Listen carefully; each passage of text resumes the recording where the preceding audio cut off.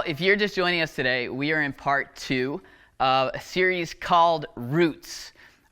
And the question that we're trying to answer in this series, the issue we're tackling, the problem we're trying to solve, is the issue of spiritual growth. How do we grow spiritually? How do we make progress in our spiritual lives? Now, let me just say this, in case you understand spiritual growth in a way that I understood spiritual growth for years. Like for a long time, I understood spiritual growth as something that I should do. Like it was the right thing to do. I probably should be making progress. I probably should be learning. I probably should be moving forward in the whole spiritual realm of my life. But I told you a story last week about really one of the first times that somebody else's relationship with God was something that I wanted. I told you about this girl that I met in school who's from the inner city who just dealt with all this crazy difficulty and struggle. It was like one hardship after the next, and yet she had this like permeating joy and peace. Like she had this magnetic personality. People wanted to be around her because she just felt so alive. And in every story that she told, God was the hero of her story. And like I said, I told you last week, if you're with us, I'd wonder, like, okay, is this girl delusional? Is God the only thing that she has to hold on to? Or is there something there that's actually real? That's actually real. Because if it is real, then it's something that I want. It's something that I'm missing out on. And so what I asked you to do last week is to think, like, could you imagine if you had a relationship with God that was real? Like to the point where His presence in your life, His influence, we might say, in your life was something that was undeniable, that made a real difference. Or maybe you've kind of started this relationship with God and you're like sensing like, okay, there's something to this, but how do I get more of that? How do I get further in my journey? How does God become more real to me? How does a relationship with God seem like something I actually have, not just something that I talk about, right? And what I asked you is like, could you imagine how that would change things? Could you imagine how that would how that would change the way you handle bad news? Could you imagine how that would change the way that you plan your future? Could you imagine just how like internally satisfying it would be to function on a foundation of joy and satisfaction and contentment, to not constantly be striving for like the next thing in life that's going to bring me a sense of excitement? Could you imagine what life would be like?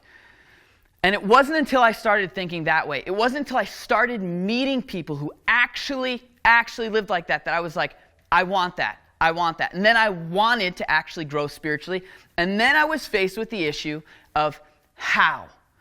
How do we get there? Is it about going to church a number of times? Is it about being a member? Is it about giving my money? Is it about saying certain prayers? Is it about knowing certain things? Like, what do I have to do to get to that point where this is such a real thing to me, that other people look at my life and want what I have?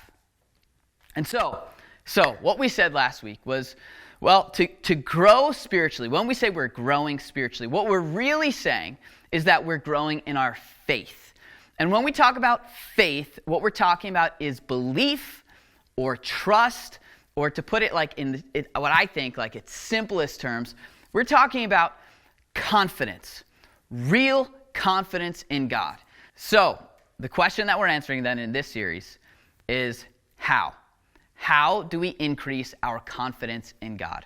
Our confidence that God is who He says He is, and that He'll do what He says He'll do. What can we do? How can we take an active approach to that? Well, last week I introduced you to something called the 5 faith catalysts.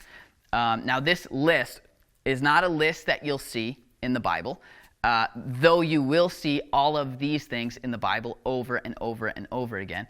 But this list was put together by a pastor in Atlanta, Georgia. He calls them the 5 faith catalysts, or the 5 things that God uses to grow your faith. The pastor's name is Andy Stanley. You might be familiar with his dad. His dad's name is Charles Stanley.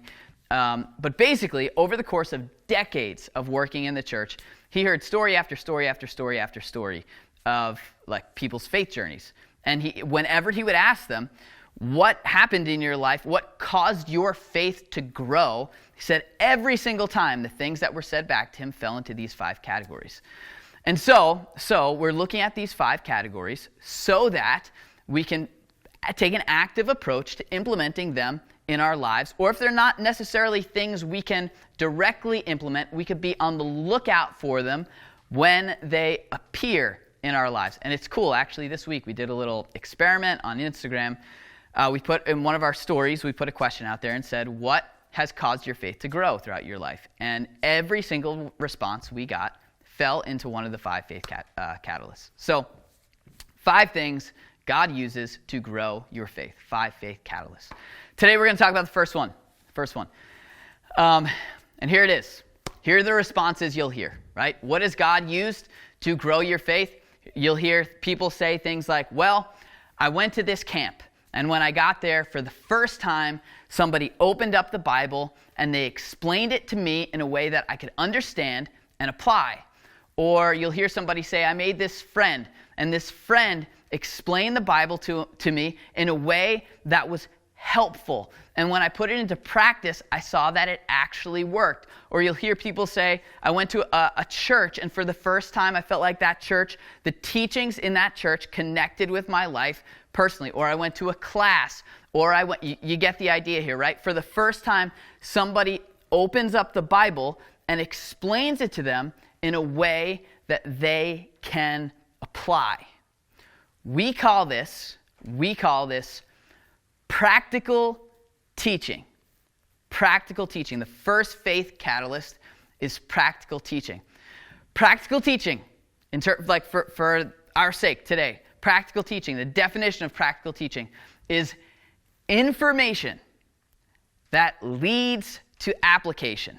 Information, like biblical information, that leads to application. Not information alone, not application alone, but information that leads to application. Now, we see this, we see it most clearly, I think, in the teachings of Jesus, right? He said some really hard things, but when people walked away from hearing him teach, they knew pretty clearly what he wanted them to do. It wasn't always easy, but there was almost always application or information that was leading to application. We also see this like all throughout the New Testament letters. When the people who followed Jesus, those people that came afterwards, wrote those letters or those gospel accounts or the narratives in the New Testament, they wrote in a way that was insanely practical. In fact, most of the letters that were written in the New Testament were written because of a specific problem that was in a church. So the leader of the church or one of the apostles or one of the disciples or whoever was writing a letter back to that church to give them practical instructions as a way to solve the issues that they were having. A lot of times in these letters, you'll see the word therefore. Therefore. It's information that then leads to application. So let's say, this is what happened. Therefore, do this, right? Or you've been forgiven, right? Information. Therefore, you should forgive. Or God is generous. Therefore, you should be generous. Information that leads to application. Here's how you put this into practice. Now, here is our big problem. Here's our big problem. Most people, especially people in the church that have been in the church for a long time, most of us are totally content with information alone. Like we just want to learn, and then that's it. That's it. Now, maybe you're new to the whole church world, and you'd be like, why? Why would anyone just want to learn about ancient writings if it's not going to help them? What's the point of that? I don't really know. But it just tends to be a temptation for all religious people ever. This is a thing. However, it is not a new thing. It's not a new thing. In fact, it's been a thing since since the Bible came out. In fact, it was a thing since before the Bible came out, since before the whole thing was written and put together. And today we're going to look at a passage that was written by, it's part of a letter that was written by a guy named James. Now, something really cool about James, in case you don't know who James is the brother of Jesus. So whenever we read something about James, we have to just kind of stop, and just like have a little bit of compassion, right? Like think about how hard it must have been to just live in the shadow of Jesus all the time, forever, never being as good as your brother. Yeah. So that was his life, always, all the time. And somehow, Jesus convinced him that he was like Lord of the universe, which is miraculous in itself. Anyway, James is the brother of Jesus, and here's what he says. This is like, so Jesus is gone at this point, and this is already an issue. He's left his teachings behind. People are following him. This is already an issue. Information without application. And so James needs to address it in his letter. Here's what he says to those people. He says, do not merely listen to the word. Now, when he says word, most of us in the church, we hear that and we're like, oh, he means the Bible. Well, not technically, because there wasn't a Bible. James is writing the Bible. And probably he doesn't know that he's actually writing the Bible. He doesn't know we're going to take this letter, bind it, stick it with a bunch of other letters, and turn the pages gold, right? He's got no idea. He just thinks he's writing to teach these people. So when he says word, the word word there, it means message. He's talking about the teachings of Jesus. We might say the gospel, but overall he's talking about the teachings of Jesus and those who follow Jesus afterwards, the apostles, right? He says, so don't merely listen to the word and so deceive yourselves. He says, do what it says. Apply the information.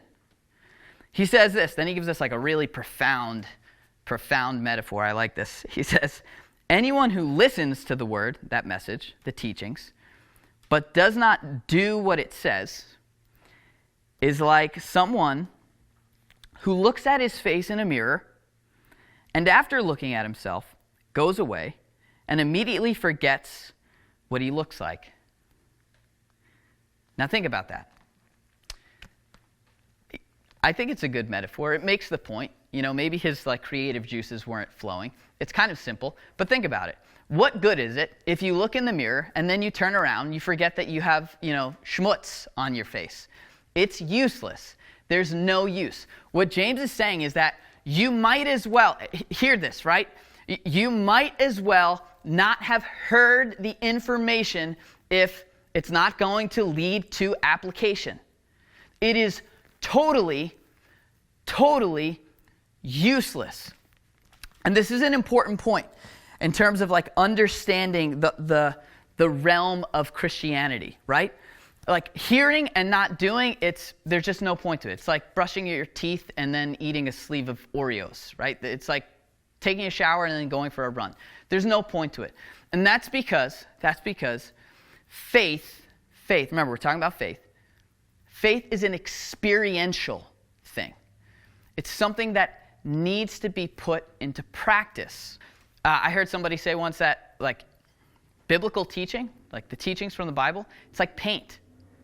It really does nothing unless it's applied, right? It's like a roller coaster. If you have a kid go on a roller coaster and then when they get off, you have them try and explain to you what it was like, they'd be like, well, it went up, then it went down, then it turned, then it went up, then it went down, and it turned left, then it turned right. We did a loop, right? It is a totally different ball game. Sitting on that roller coaster, feeling the clicks, you know what I mean? And watching it go up and then getting that adrenaline. It is a totally different experience being in that seat than hearing about it, right? And that's the idea here. Jesus was constantly, a lot of times Jesus, people asked Jesus for explanations, right? Often he just gave invitations. If you want to know, just come. Come follow me. Come and see for yourself. Even in the Old Testament, before Jesus, we see this over and over and over again. One of the Psalms, which is an ancient song, it says, taste and see that the Lord is good. Try it for yourself. And if you're skeptical, if you're still wondering, or maybe you're you're like, no, I'm not into this, or wherever you are on your faith journey, like, that's great, I'm glad you're listening to this, and like, keep asking questions, keep investigating, right? But this is the way you find out if there's anything to it. Put it into practice, and you'll see, like, you'll either be proven right, like, okay, this is all useless, like, whoever wrote these guidelines down, like, didn't know what they were talking about, or you might be like, hold on a second, this is actually something that is like producing results. The New Testament writers call that bearing fruit. You might see like, this is something that actually works here. There's one of my favorite writers, his name's C.S. Lewis, right? He's like this crazy thinker, super smart. He's British. When you read his stuff, you have to like read really slowly because he's so much smarter than us, it'll just go over your head. But after you read it for like the 10th time, it starts to make sense. And one thing he said is like, you know, if you're wondering if there's a cat in your cupboard, which I don't know like how often that happens to you, it hasn't happened to me, but he's like, if you're wondering if there's a cat in your cupboard, you can like sit and look at it. You can look around for like footprints. You can look at like for a lot of evidence. You can reason like, okay, maybe he is. I haven't seen him in the living room, right? And ask at some point, he says, at some point, you just got to go over to the cupboard and look for yourself and like open the door, and then you'll know, is he in there? This is the idea with faith, right? You have to put it into practice to see, okay, like we can learn about it, we could talk about it, we can gain as much information as we want, but at some point you got to just kind of get up and see for yourself, is there anything to this? Faith is an experiential thing, and information alone, what James is saying is it's useless. It's useless. But there's something else he also says about information alone. Ready? And we kind of breezed over this. I did that on purpose, trying to be like kind of smooth. Here's what he says. He says, do not merely listen to the word. Why? And so deceive yourselves. Now you might think like, okay, what is simply gaining information, like what is deceptive about that? It's deceptive in a number of ways. Well, let me give you a little bit of like historical background. I think it's pretty interesting. Might help put this in perspective, okay? At the time that Jesus was around, now think about this, the time Jesus was around, and before that, at age 6, it was a very Jewish culture. So just about everybody there was Jewish. They lived with one another. They were like the whole community, Jewish community, right? In that Jewish culture, at the age of 6, you would begin schooling. In school, at age 6, you would start to memorize what they call the Torah. Now, the Torah was their like foundation. That was their Bible, the most important part of their Bible. It was the first 5 books of the Old Testament. They didn't have the New Testament because it wasn't yet released. But the first 5 books of the Old Testament, that was the foundation of their faith. They believed God gave that directly to Moses, and it was like the most important part about who they were as a people and as a nation. It was a big deal. So at age 6, they would start memorizing that in the school system. They finished memorizing that, and that like grade level, so to speak, at age 10. So from 6 to 10, they are memorizing it. Think about that. Genesis, Exodus, Leviticus, Numbers, Deuteronomy, memorized word for word. I don't know about your Bible, but in my Bible, that's like 350 pages, memorized, committed to memory, okay? By age 10. That's pretty good. If they did, like most of the kids would then like go back home. They'd go learn the family trade, they'd become fishermen, carpenters, whatever, okay? But those that did really well would go on to the next level. The next level, from age 10 to about age 15 or 16, they would then memorize the entire rest of their Hebrew scriptures.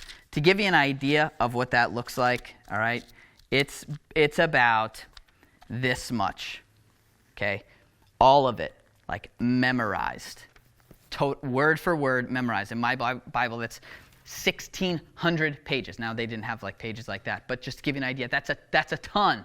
That's a ton of information. And they'd memorize it by age 16. What were you doing at age 16? I wasn't doing that, okay? They had an incredible amount of information by age 16.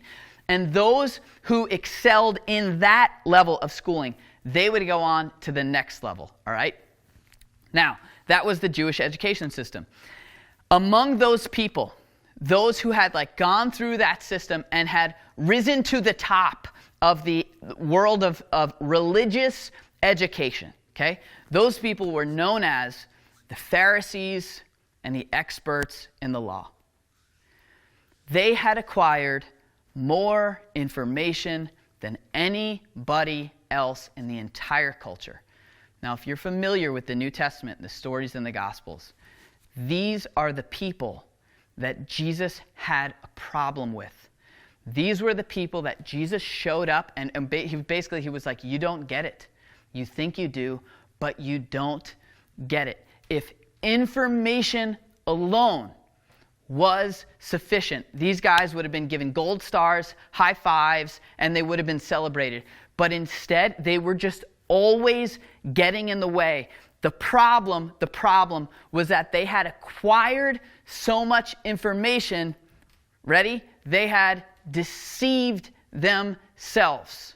They had deceived themselves into thinking they understood more than they understood. You know, it's interesting. If you look at like the sinners in the society when Jesus was around, he doesn't have a problem with any of them. To all of them, he shows like patience and compassion, and he tries to show them a better way of life, but he's patient with them. He talks to them. He's compassionate with them. With these people, the religious people who had all this information, those were the people that Jesus was constantly butting heads with because they were so convinced that they were right, that they knew what they knew about God, and Jesus was like, you religious people don't get it. Now, you might say it wasn't all of them, but there's like in the book of Matthew, in Matthew's gospel account, Jesus just addresses the whole group. They're called the 7 woes. He's like, woe to you, Pharisees and teachers of the law. He just addresses them as a whole, as if the whole group doesn't get it. Now listen, if you're somebody who's been in the church for a while, you can't hear that. You can't hear that and not let that shake you a little bit. The fact that the people with all the biblical information didn't get it. And you know what's scariest about that, to me at least, like the thing that bothers me the most, is that in that what I was just talking about in the book of Matthew, in that 7 woes, he says to them, he's like, now you know there were religious people that came before you that got it wrong. And they knew that. He's like, the people, your ancestors, they got it wrong. Okay? You look at them and you say, good thing we're not like them. Like, we wouldn't have been like them. And he's like, but you are. You are. And when I read that, I can't help but think, like, what would he say about us?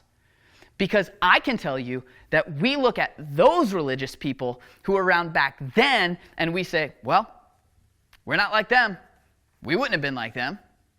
And I wonder what Jesus is saying, right? Think about it. The people who had acquired the most information, biblical information about God, they had deceived themselves.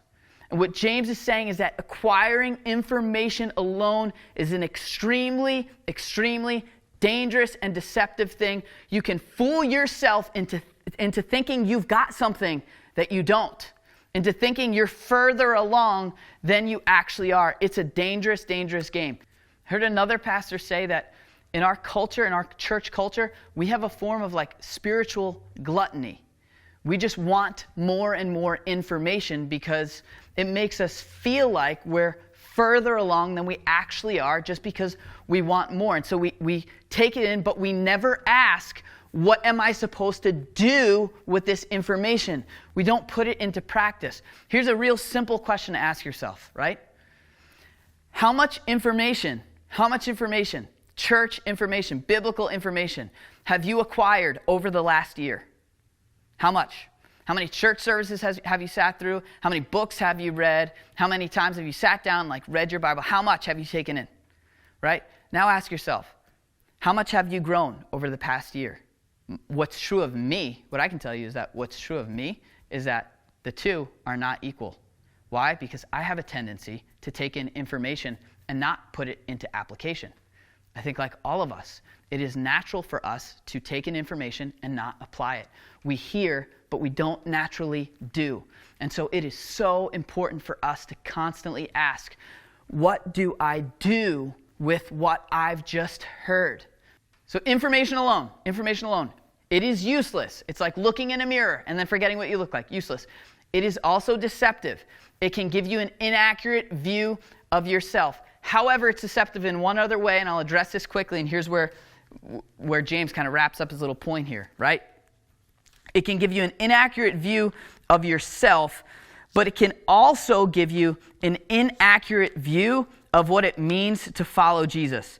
And here's what I mean. After James's little illustration here, he says, it's like someone who looks at his face in a mirror and after looking at himself goes away and immediately forgets what he looks like. He says, but, another nice but. There are a lot of nice buts in the Bible. He says, but whoever looks intently into the perfect law that gives freedom. He's talking about Jesus' message, his brother's message, and continues in it. Like hears it and then practices it, walks in it. He says, not forgetting what they've heard, but doing it. He says, they will be blessed in what they do. The word blessed there is another one of those Christian words we talked about, right? It means to make happy. There's some deeper implications as well, but in its simplest form, it means happy. What he's saying is that those who hear it and do it, there'll be a sense of gratification. There'll be a sense of satisfaction. Why? Because they'll see that it's good, that it's a good way to live. Now, what does that have to do with information alone being deceptive? Some of you, maybe you walked away from the church, like maybe started out in church and you walked away. And it was because you're like, what's the point of this, right? And maybe it's because you came from a background or unintentionally, somehow you acquired information without application. And you know what happened? Like eventually you got to a point where you're like, yeah, it seems like there's probably a better way to do life. Like this doesn't seem that good. But what James is saying is that if you hear and then do it, like put it into practice, you'll be like, okay, there is something really good about this. Like living it out. You'll see this is what Jesus meant when he said he came to give abundant life, like life that people want to live, life abundantly. Like do it and put it into practice. You'll be like, this was a good thing. I'm glad I did it. You'll be glad that you did. So information alone is deceptive because it can give you an inaccurate view of yourself. But if you don't put it into, if there's no application, if there's information, no application, you won't see that it's good. And eventually you'll probably put your hands up and be like, you know what, this isn't even for me. There's probably a better way to do this whole life. So here's what I want you to do with the information that you've just heard. Here's what I want you to do. First of all, I want you to feel free to give me feedback. Okay? So if you're someone who listens to this teaching regularly, I want you to feel free to give me feedback, to send me an email. Some of you feel very free doing that already. But send me an email and say, right, I didn't know what to do with the information you've just heard. If there's ever a time where I haven't given you a way to exercise something, right? That's information, that's teaching that is not practical. And that's on me, that's not on you. So consider this a green light to send me an email and be like, you gave me nothing to do. That already happened once, and it was one of the most meaningful conversations I've had since I've got here. And interestingly, it was from somebody who's new to the church, who's like, I want to know how to live this out, and I feel like I needed more from that message. So there's your green light to do that. The second thing I want you to do is if you're one of those people who are like, okay, I'm just kind of listening in, like I'm not really into this yet, you consider yourself skeptical or maybe even like resistant, wherever you are, right? But if you're not like sold on this, I want you to withhold your verdict. Before you make like a decision like, no, this is not for me, I want you to like just kind of have an eye for something you can practice in a message that you hear, whether it's today or like in the future or in the past. And withhold your verdict until you put it into practice. Because if you do, you might see, like James says in his words, you might be blessed in what you do. You might see like there was something to that. That's how it worked for me. Maybe that's how it'll work for you. So withhold your verdict until you give it a shot. The third thing, this is the big one.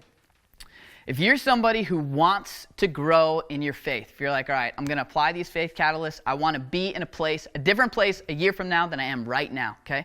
If that's you, what I want you to do is take out your phone, your smartphone or whatever, and set an alarm or set a reminder for some point later in the day. So if you listen to this on Sunday mornings, do it for Sunday night. okay? And just in the reminder, in a little like label or memo section or whatever, write, what did I do with what I heard? Did I just go to church this morning or listen to the thing and take like my spiritual vitamin and feel like, all right, did my thing, now I'm good? Or did I like acquire information that now I'm going to apply? And again, like if you're like still checking this out, if you're like, this is not for me, this is not for you. But if you're someone who wants to grow in your faith, you need to be intentional about applying information, asking, what do I need to do with what I've just heard?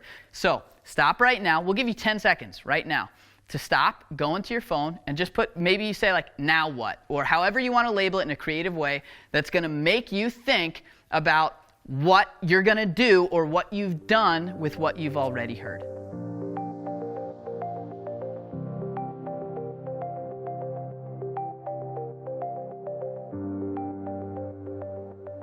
Now that there's a bunch of you that did that, I know there's also a bunch of us. I would fall into this category.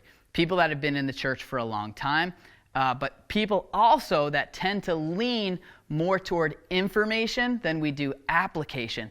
And if you're like me, you like just heard what I said and you're like, oh, I get what he's doing there. Okay, good point, cool. But then you didn't do it. That's what I would have done, right? So maybe we'll take like another 10 seconds for that group of what this is all about is developing a sensitivity for application when we're receiving information. When I was 14 years old, for my birthday, my parents bought me a basketball hoop, and they bought it not assembled. And so my dad and I tried to put together this basketball hoop in my garage. It had a lean to it. It wasn't like the most perfect thing, but we tried. But what I can tell you is that it came with a manual. When we opened the box, the only thing I could identify in that whole box was like the backboard, and everything else just looked like bars and nuts and bolts, right? We had no idea what to do. And so we opened up that thing, and we read that manual with a sensitivity for application. Why? Because we took what it said seriously and valued the guidance that it gave us. If I were to sit there and just like fire off information like crazy, like, okay, Dad, take screw A, stick it, get nut C, and put it in bar B. My dad would be like, whoa, hold on a second. What you're explaining to me, like what you're reading to me is important, and I need to figure out how this applies to our situation right here. You need to slow the information so I can figure out the application, right? And what I'll tell you is that when it comes to like this, right? When it comes to learning in the church, we're like, pour on the information and maybe I'll catch some of it, right? We're just like, we want more. And what I think is unless we want to end up with like the religious people that Jesus like had an issue with, unless we want to end up that way, I think we need to slow down a little bit and be like, okay, hold on a second. With what I've just heard, like my dad with the manual, like with what I've just heard, what do I do with that? How do I handle that? How do I allow that to make a difference in my life before I just say, well, that was a cool thing that Jesus said, next, and fly on to the next thing? We need to develop a sensitivity for application. Here's what I'll leave you with. Just last week, I started teaching Mia, my 5-year-old daughter, how to ride a bike. And she loves it. And we are the house, like, we're not on the corner, but we're the next house over from the corner. And there's this little line in the street, and like from that line is probably about 10 yards away from the corner. And so she's riding in circles, and she would ride all the way to the corner and come back. But eventually, like I got to a point, I stopped her, and I was like, listen, Mia, you need to like see this line here as your boundary. I don't want you going all the way to the corner, because there are some people that come flying around that corner and are not expecting little kids to be there. So we're going to stop here. And right away, she looks at me, she's like, well, why can't I just go to the corner? You know, she's got all these questions. She's like, why? And I'm like, Mia, just trust me. Trust me. Have confidence in what I say. I need to use this as a sermon illustration on Sunday. Just kidding, right? I'm like, this is what you have to do. She's, okay, fine. I'm not kidding. 5 minutes later, I'm standing in the middle of the street on the other side of the line, like acting as a barrier. And all of a sudden, out of nowhere, this SUV comes whipping around the corner. The guy makes a short left and comes flying down our street, and I'm standing there, and the person sees me and like jams on the brake, and we both kind of look at each other, and they give me the look like, yeah, shouldn't have done that. And I'm like, okay, carry on, right? And as soon as they drove away, my daughter just looked at me. And we both knew what the other one was thinking. And you know what happened in that moment? In that moment, she grew just a little bit more confident in me, in the fact that I love her, and I want what's best for her, that I could be trusted. And you could say that she was blessed in what she did. But it wasn't because of the information. It was because of the application, what she did with what she heard. And so that's my challenge for you this week, to learn to ask the question, now what? What do I do with what I've just heard? And I'm confident that as we do that, we will see that God loves us, that he wants what's best for us, that he can be trusted. And maybe we'll be blessed, we'll be satisfied, we'll be glad that we did. Have a great week.